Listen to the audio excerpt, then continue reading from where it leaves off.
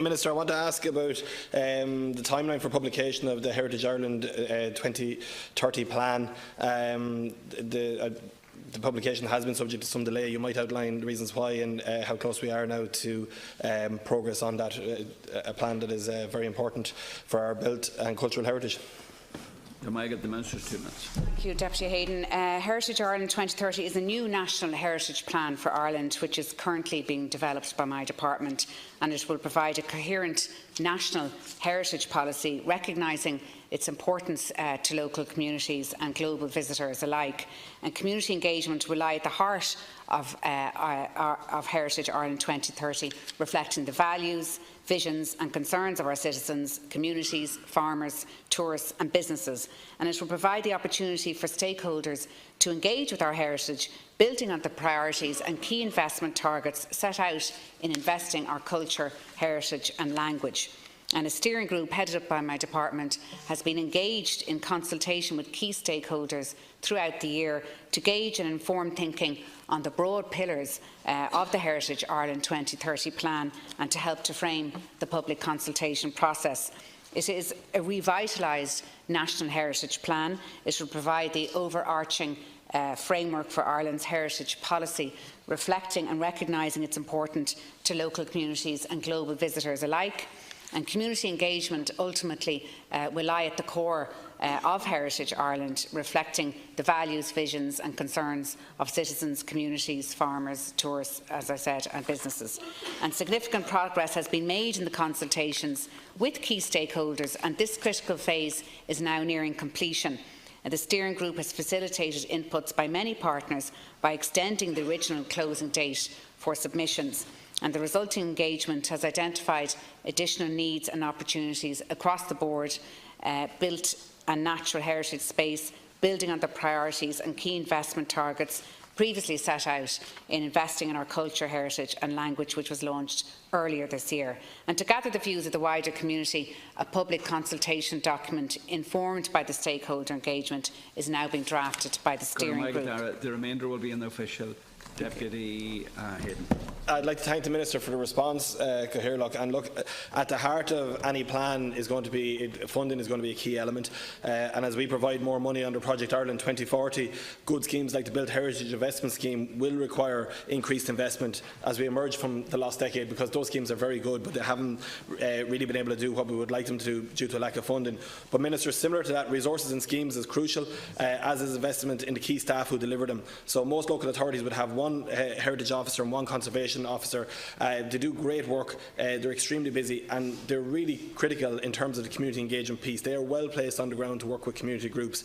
My experience of dealing with graveyard committees and other small voluntary groups, the community-led groups do a lot of that work, but the heritage officer, the heritage professionals in the council tend to be that link.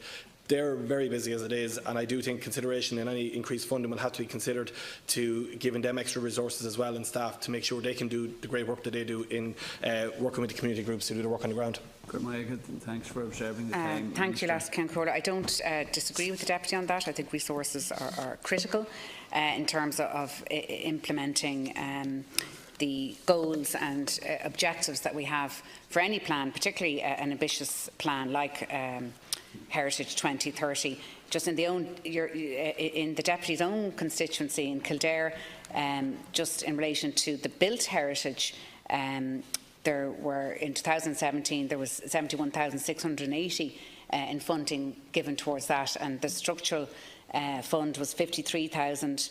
And in 2018 was 50,000 for the built heritage and 66,000 for the structural risk fund, just for your own information.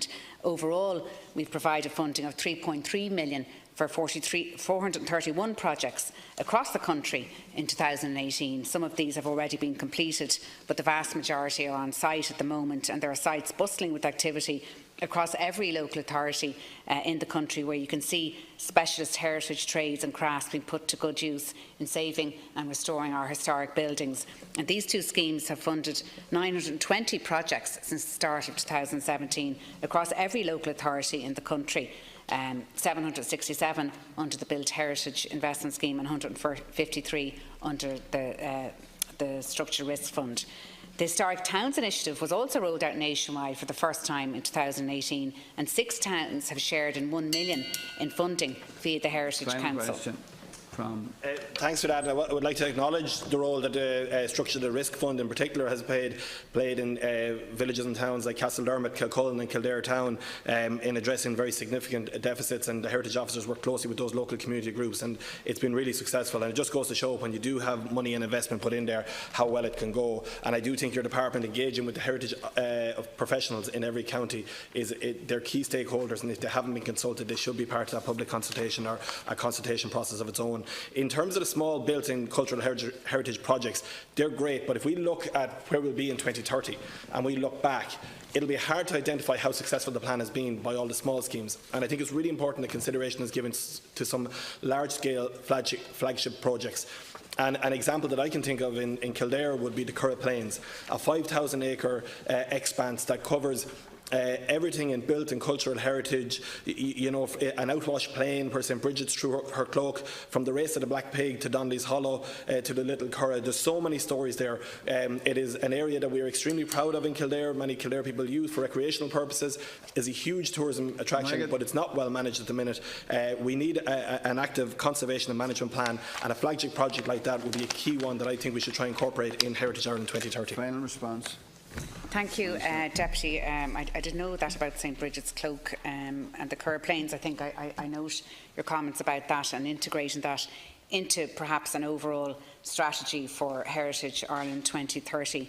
The consultation is a critical part of the development of this document, and as I said, key stakeholder input has already been gathered in the form of written submissions and face-to-face meetings with organisations such as the Heritage Council, whose input is crucial and critical to informing the plan. And I'm very grateful to these organisations and bodies who have contributed so extensively. And the process is almost complete, and I understand there were bodies who were still engaged as late as last week. And I'm sure all here will agree that it's very important that they're allowed time, the time they need to make their contribution. And the open public consultation process will begin in November this year, and this will include invitation of written submissions, social media engagement and a series of regional public workshops, which will culminate in a national discussion day, which I hope will take place in February 2019, and publication of the final plan will take place before the end of 2019 and will reflect the outcome of all of these consultations.